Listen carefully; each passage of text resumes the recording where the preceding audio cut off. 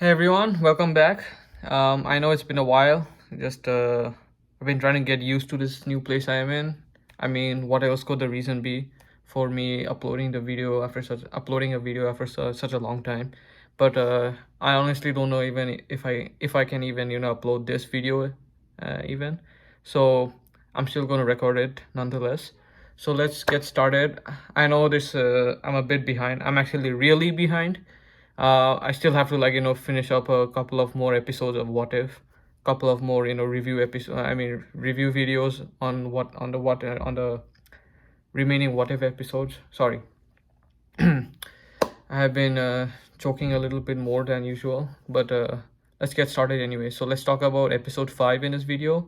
So I really liked it how they used the opening scene from Avengers Infinity War.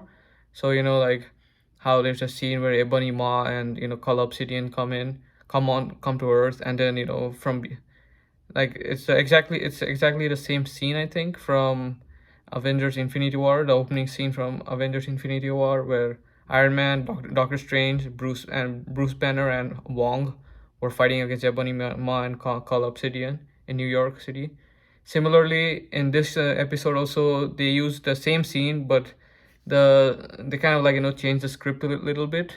Instead of bringing in Tony Stark and Doctor Strange and Wong, they only bring in Bruce Banner to New York City, and they do bring in Tony Stark, Doctor Strange, and Wong, but then instead of their normal versions, they appear as zombies this time.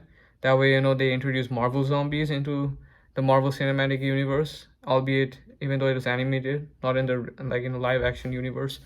But I honestly wanted to see Marvel zombies. I kept hearing about Marvel zombies.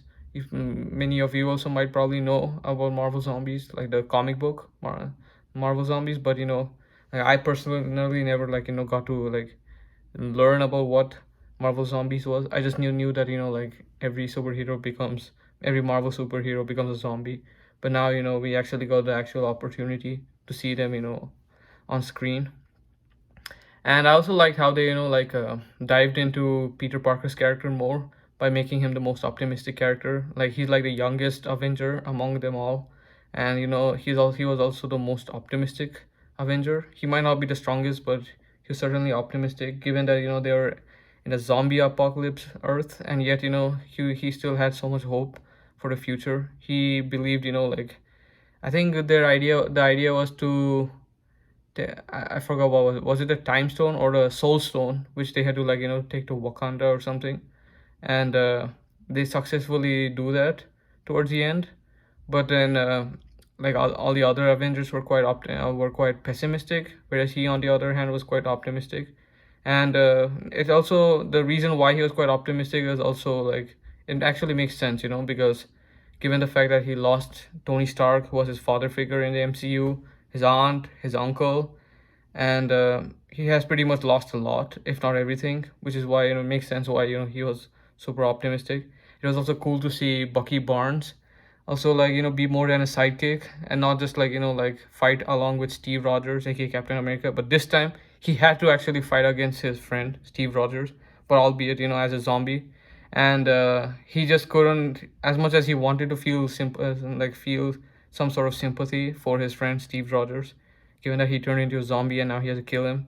He just had to suck it up and kill him, get the job done. Which I mean, he doesn't really show his emotions while killing off Steve, because after all he was just a zombie. He cannot really feel any sort of sadness or any sort of emotion while killing him off.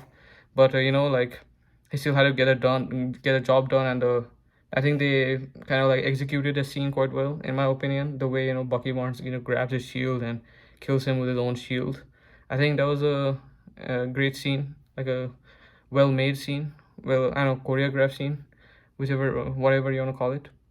And about Spider-Man, like I forgot to mention how I was also I was impressed to see Spider-Man and Black Panther together, given that they were two of the biggest characters in Civil War. They weren't the main characters, but certainly they were really anticipated. But then never really got to see them together. They were on the same team, which is Team Iron Man, but we never saw them together communicate with each other or work with each other.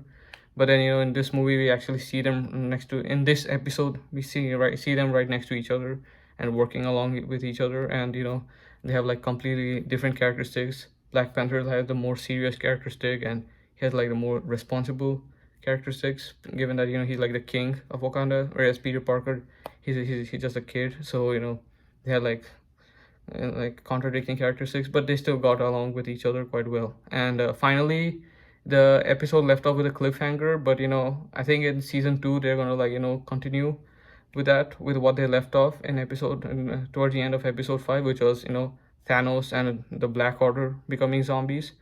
And we also see Thanos with the Infinity Gauntlet, just with the Mind Stone like left out. So he was in seek of the Mind Stone, which Spider-Man, Black Panther, and Ant-Man together were like carrying it along with him to Wakanda. So let's see how he gets the Mind Stone, and how he gets stopped by Spider-Man, Black Panther, Ant-Man, and many other characters in the What If universe.